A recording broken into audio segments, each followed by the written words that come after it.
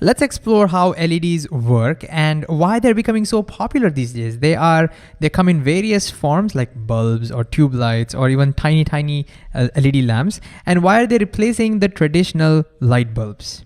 Well, LED stands for light emitting diode. And hopefully by now you understand what a diode is. A diode is a PN junction. And just to quickly recap, a PN junction is basically a P-type semiconductor and an N-type, a single crystal containing one side P-type, which has a lot of holes in it, another side N-type, which has a lot of free electrons in it. And there is a barrier in between, which we call the depletion regions, which does not allow the electrons and the holes to recombine with each other.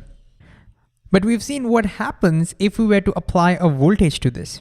If we were to take our P side and connect it to the positive terminal, and we take the N side and connect it to the negative terminal and apply sufficient voltage, then the P side is going to push the holes towards the N type.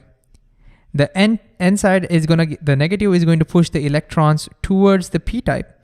And as a result, now they will be able to overcome the barrier and they start diffusing and start recombining with each other. And as a result of this recombination, a continuous current starts flowing in this circuit. We call this the forward current or the forward biasing. Now, if you need more clarity on this PN junction and what this depletion region layer is and why recombination provides a forward current, then we've talked a lot about this in multiple videos on PN junctions. So feel free to go back and check that out. But anyways, that's what LEDs are. We have tiny diodes inside of them. And so if we were to, for example, open this up and look inside, you'll find these tiny rectangles. And when you pass current through them, they will glow. And that's how this entire bulb glows very brightly. But that's the question now. Why is that when you pass the current, they start glowing? Well, that's because every time an electron recombines with a hole, it starts giving out light. But why does that happen? Well, let's look at this a little more carefully. We've already seen the band structure of a semiconductor solid.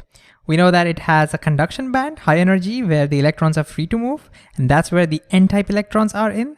And we have a valency band, lower level valency band, which is filled with electrons, but there are tiny spaces, which we call holes, and that's where the holes of P-type are in. And that means every time an electron recombines with a hole, the electrons fall through this band gap and go from a higher energy level to a lower energy level. And you might already know that when electrons jumps from high energy to low energy, that difference in the energy is carried away as a photon of light. And that's how every time there is a recombination happening, there is light being generated. Now, since most of the recombination happens near the junction, that's where most of the holes and electrons destroy each other by recombining, that's where most of the light gets generated or emitted, sorry. And this is how a light emitting diode works. So you forward bias it, electrons, holes recombine near the junction, giving out light. Now at this point, you may be wondering, you may be curious, hey, if that's the case, then shouldn't every diode give out light? Shouldn't my silicon diode also give out light? Well, yeah, it does, but remember, it need not give out visible light because visible light is a small part of the spectrum. You can get infrared light, you can get ultraviolet light. So yeah, all diodes when forward biased start giving you light, but not necessarily visible. And now you may be wondering, why doesn't silicon, for example, give us visible light? And which semiconductors do, and how do we build them? And what basically decides the frequency of light that comes out when electrons and holes recombine?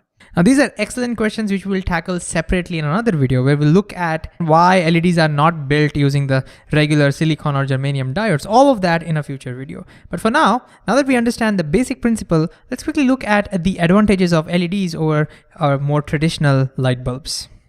First of all, they look at their size. Because they don't have to have a filament inside it, you can make them very tiny.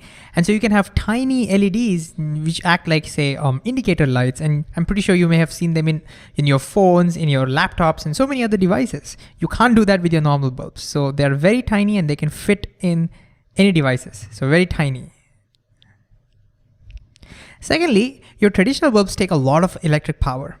Because you see, they have to first convert that electricity into heat, and then that heat gets converted into light. And so a lot of energy gets wasted as heat. Whereas over here, electricity gets pretty much directly converted into light because it's happening at the quantum level. There's no conversion of heat happening. And so it's a very efficient process. So it takes in, first of all, less power, and it's extremely efficient.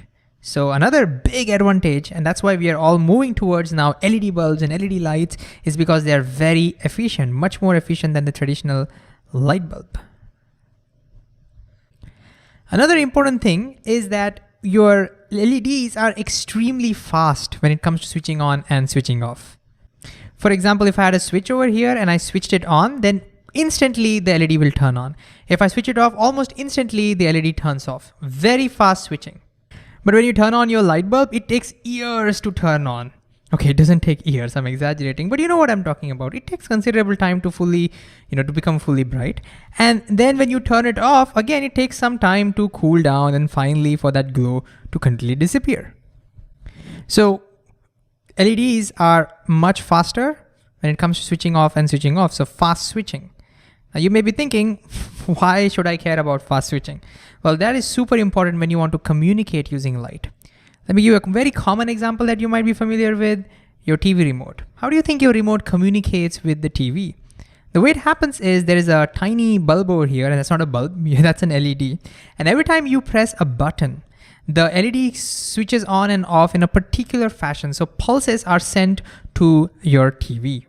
For example, let's say when you click this button, let's say this is our LED, what might happen is your LED might turn on and off like this.